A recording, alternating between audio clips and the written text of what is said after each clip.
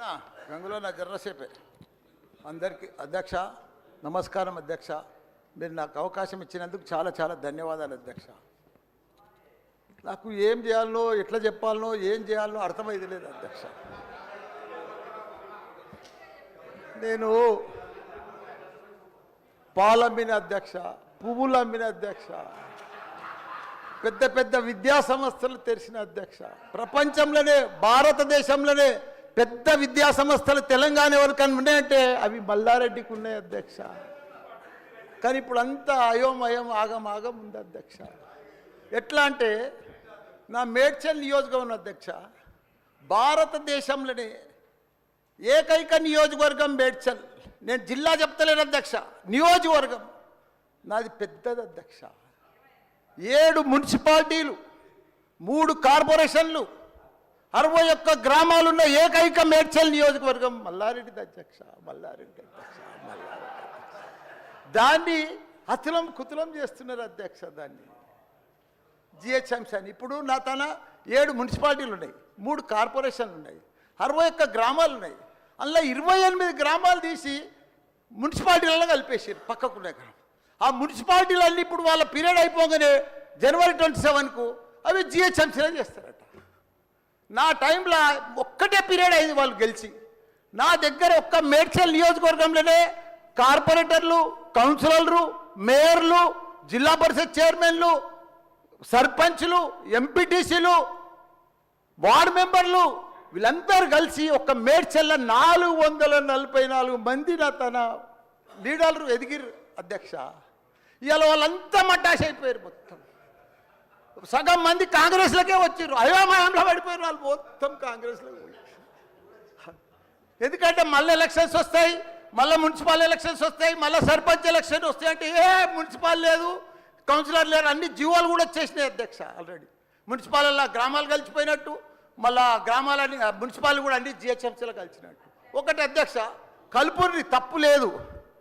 9 మున్సిపాలిటీలు అప్పుడు సరౌండింగ్ షేర్లింగంపల్లి కానీ కొద్బుల్లాపూర్ కానీ ఇవన్నీ కలిపినప్పుడు ఏమీ లేదు. ఇప్పుడు మా తానే కూడా మున్సిపాలిటీలలో ఇప్పుడిప్పుడే ఈ 5 ఏళ్ళనే డెవలప్ చేసినాం మేము. కానీ ఇప్పుడు ఇప్పటికి ఇంకా గ్రామీణ వాతావరణమే ఉంది, ఇంకా పొలాలే ఉన్నాయి, ఇంకా సరిగా బాత్రూమ్లు కూడా సరిగా లేవు ప్రజలకు, ఇంకా పెంకిటిల్లే ఉన్నాయి. అవన్నీ కూడా జిహెచ్ఎంసీలో కలిపితే పరిస్థితి ఇప్పుడు బంజారాల్లో జూబ్లీహిల్స్లో అదే ట్యాక్స్ ఉంటుంది, మా గ్రామాలలో అదే ట్యాక్స్ ఉంటుంది అధ్యక్ష. ఈ పైసలన్నీ కూడా తీసుకుపోయి ఏదైనా పెద్ద పెద్ద ఫ్లైఓవర్లు వేయాలన్నా ఏది వేయాలన్నా మళ్ళీ జూబ్లీహిల్స్ బంజారాలని ఖర్చు పెడతారు అధ్యక్ష. జర మా పుణ్యాన మా మున్సిపాలిటీలో అట్లనే ఉండని, ఇంకో పీరియడ్ ఉండని, ఇంకో 2 ఉండని. శ్రీధర్ బాబు గారు మా సీఎం కూడా చెప్పండి మీరు దయచేసి ఈ సభ ద్వారా మా మున్సిపాలిటీలో ఇంకో పీరియడ్ ఉంటే మంచిగా అవుతుంది. ఎందుకంటే గ్రామీణ ప్రాంతాలు ఉన్నాయి, ఇంకా వ్యవసాయాలు ఉన్నాయి, ఇంకా పెంకటిళ్ళు ఉన్నాయి. మనం అన్ని ఇప్పుడు నా అన్నీ కూడా జిహెచ్ఎంసీలో కలిసినట్టు. నాకు రూరల్ లేదు, ఎంపీటీసీ లేదు, సర్పంచ్ లేడు, కౌన్సిలర్ లేడు, ఓన్లీ కార్పొరేటర్. అది కూడా 20-30 వేలకు ఒక్కరు అవుతారు. 444 మంది పోయి 40 మంది కూడా గారు 8-10 మంది అవుతారు నా నియోజకవర్గం. 6,48,000 ఓట్లు ఉన్నాయి అధ్యక్ష. అది అయిపోయిందా? ఈ పార్టీకి అయిపోయింది. దయచేసి అది చెప్పినా మీకు అంత మనవించుకున్నా. హైడ్రా భారతదేశంలోనే మన హైదరాబాద్ అంటే తెలంగాణ రాష్ట్రం అంటే ప్రపంచమంతా మోగిపోయింది అధ్యక్ష. ఐటీ రంగంలో కానీ ప్రతి ఒక్క డెవలప్మెంట్లో కానీ ప్రతి దాంట్లో కూడా హైడ్రా వచ్చినాక ఒక్కసారి హైడ్రా ఏం పెద్ద తప్పు పని చేయలే, కానీ హైడ్రా వచ్చినాక ఒక భయాందోళనతో మొత్తం కుప్పగొలిపోయింది అధ్యక్ష. హైదరాబాద్ సిటీ దిష్టి తగిలిపోయింది అధ్యక్ష.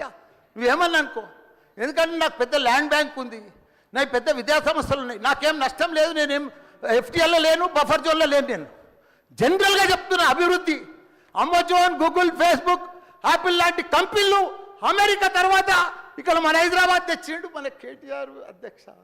హెడ్ క్వార్టర్స్ ఈయనే ఉండే అధ్యక్ష. ఐటీలా మనం కర్ణాటక బెంగళూరు మించినాం అధ్యక్ష. ఇక్కడ 9 లక్షల మంది ఉద్యోగాలు చేస్తున్నారు, ఐటీ ఉద్యోగాలు. పెద్ద పెద్ద ప్రపంచం అంతా కూడా హైడ్రా తీసుకొచ్చి పెద్ద పెద్ద వాళ్ళకు గుగులు పట్టిపోయింది అధ్యక్ష. గరీబుల్లో అయితే గుండెలు వలిగిపోయినాయి అధ్యక్ష. మరి అది ఎందుకు తెచ్చిర్రో ఏమో మళ్ళీ నాకు అర్థం కాదు. ఇప్పుడు ఒకటి అధ్యక్ష, ఇప్పుడు నాయే కొన్ని ఎఫ్టీఎల్ ఉన్నాయనుకో, ఎగ్జాంపుల్ చెప్తా శ్రీధర్ బాబా. మన ఇంట్లో మన సెల్ ఫోన్లో చూస్తే మన భూమి అన్న జర్సెప్టి ద ఫ్లో అయిపోతుంది అన్న, మీకు దండం పెడతా, మీరంతా చాలా మేధావులు. మన ఇంట్లో కూర్చొని కూడా మన పొలం హైడ్రాల్ ఉందా, చెరువు ఎఫ్టీఎల్ ఉందా, బఫర్ జోన్లు ఉందా చూసుకోవచ్చు. అంత టెక్నాలజీ వచ్చింది. గూగుల్లోకి పోతే చూసుకోవచ్చు. చూసి ఎవరెవరికి ఉందో ముందే నోటీసులు ఇచ్చి ఓపికతో అర్జెంట్ ఏముంది, తెల్లారి శుక్రవారం పొద్దుగల్లే పోయి శనివారం పొద్దుగల్లే పోయి కూలగొట్టాలని ఏముంది అధ్యక్ష. నిదానంగా వాళ్ళు కూడా మన తెలంగాణ ప్రజలే, వాళ్ళంతా కూడా మీరు ఓటేస్తేనే మనం మంత్రిలో కూర్చున్నాం. మనం అంత ఆదల బాధ ఆధార్ చేసేది, టెన్షన్ చేసేది ఏం అవసరం. మంచిగా నోటీస్ ఇచ్చి బాబు చేంజ్ చేసుకో, మార్చుకో, చూసుకో, నీకు ఇది ఇస్తాం, గరీబోడు ఉంటే ఇది ఇస్తాం, ఈ బెడ్రూమ్లకు అని నిమ్మడంగా చేస్తే అయిపోయాయి కదా. ఇంకా 4 ఏళ్ళు ఉంది కదా మీకు, ఈ ఏడాదిలో ఫస్ట్ ఇయర్లో చేయాలని ఏముంది, అన్నీ కొన్ని చేసుకుంటా వండి. రియల్ ఎస్టేట్ అయితే అధ్యక్ష రియల్ ఎస్టేట్ అయితే కుప్ప కూలిపోయింది. ఏదైనా పెళ్లికి అమ్ముదామన్నా కొంటలేరు ఎవరు, పైసల రొటేషన్ లేదు, వ్యాపారాలు లేవు, బిజినెస్లు లేవు, ఏమీ లేవు అధ్యక్ష. దయచేసి మీరన్నీ కూడా ఆలోచన చేయాలని మంత్రులు ఉన్నారు, అందరికి కూడా చెప్తున్నా, అందరికి కూడా దండం పెట్టి చెప్తున్నా. థ్యాంక్ యూ అధ్యక్ష. ఒక్క నిమిషం మాట్లాడండి అధ్యక్ష. ఒకటే నిమిషం సార్ తమరి ద్వారా నేను ఒకటే రిక్వెస్ట్ అధ్యక్ష, ఏ ప్రభుత్వాలైన అధ్యక్ష ప్రజల మనోభావాలకు అనుగుణంగా ప్రజలకు న్యాయం జరిగే విధంగా ప్రభుత్వాలు చేయాలి.